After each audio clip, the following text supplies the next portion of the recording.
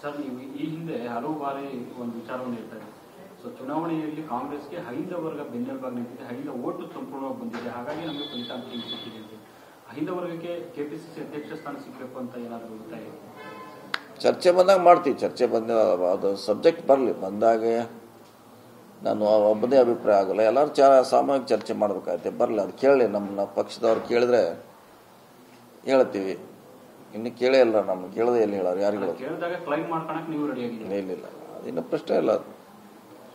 ಬಂದಾಗ ನೋಡೋಣ. ಈ ಸದ್ಯಂತೆ ಪ್ರಶ್ನೆ ಇಲ್ಲ, ಅದ್ರ ಬಗ್ಗೆ ಚರ್ಚೆನೂ ಅನವಶ್ಯಕ. ನಮ್ಮನ್ನು ಕೇಳಿದಾಗ ಹೇಳ್ತೀವಿ, ಕೇಳಿಲ್ಲ ಕೇಳದೆ ಹೇಳ್ತೀವಿ.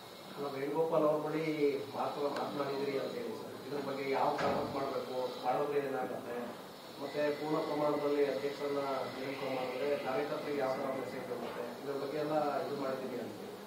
ಏನಿಲ್ಲ, ಅಲ್ಲಿ ಅವ್ರ ಜೊತೆ ಯಾವುದು ಚರ್ಚೆ ಆಗಿಲ್ಲ. ಅದು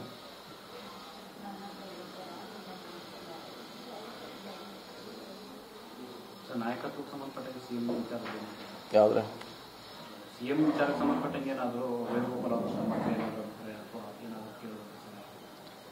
ಇಲ್ಲ, ಅಲ್ಲಿ ಯಾವುದು ಚರ್ಚೆ ಇಲ್ಲ. ಇದು ಅದು ನಾವು ಮಾಡೋ ನಮ್ಮ ಹಂತದಲ್ಲಿ ಮಾಡೋ ಪ್ರಶ್ನೆ ಬರೋಂಗಿಲ್ಲ. ನಮ್ಗಿಂತ ಮೇಲುಗಡೆ ಚರ್ಚೆ ಅದು.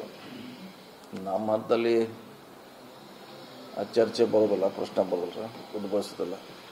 ಸಮಾವೇಶ ಯಾವಾಗ ಮಾಡಬೇಕು ಅಂತ ಅಥವಾ ಯಾವ ರೀತಿ ಸಿದ್ಧತೆಗಳು ನಡೀತಿದ್ದಾವೆ ಅಥವಾ ಹೈಕಮಾಂಡ್ ನಾಯಕ ಎಲ್ಲಿದೆ? ಯಾವ ಸಮಾವೇಶ ಎಲ್ಲಿದೆ? ಯಾವುದಿಲ್ಲ ಇಲ್ಲ. ಈಗ ಯಾವ್ದು ಸಮಾವೇಶ ಇಲ್ಲವೇ ಇಲ್ಲ ಸದ್ಯಕ್ಕಂತ. ಯಾವ್ದ್ರೆ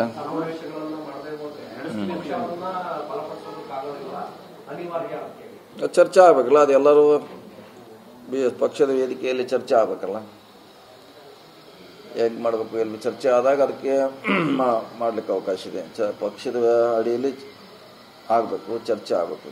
ಅದ್ರ ಬಗ್ಗೆ ಎಲ್ಲಿ ಚರ್ಚೆ ಆಗಿಲ್ಲ, ಎಲ್ಲಿ ಚರ್ಚೆ ಆಗಿಲ್ಲ ರೀ. ಆದ್ಮ್ಯಾಗ ಹೇಳ್ತೀವಿ ನಿಮಗೆ ಬೇಕಾದ್ರೆ.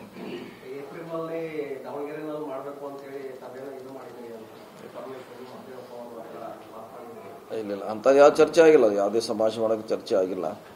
ಆದ್ಮೇಲೆ ನಿಮ್ಗೆ ಹೇಳ್ತೀವಿ, ಎಲ್ಲಿ ಮಾಡ್ತಿದ್ವಿ, ಹೇಗೆ ಮಾಡ್ತೀವಿ ಅಂತ ಹೇಳಿ ಖಂಡಿತವಾಗಿ ಹೇಳ್ತೀವಿ.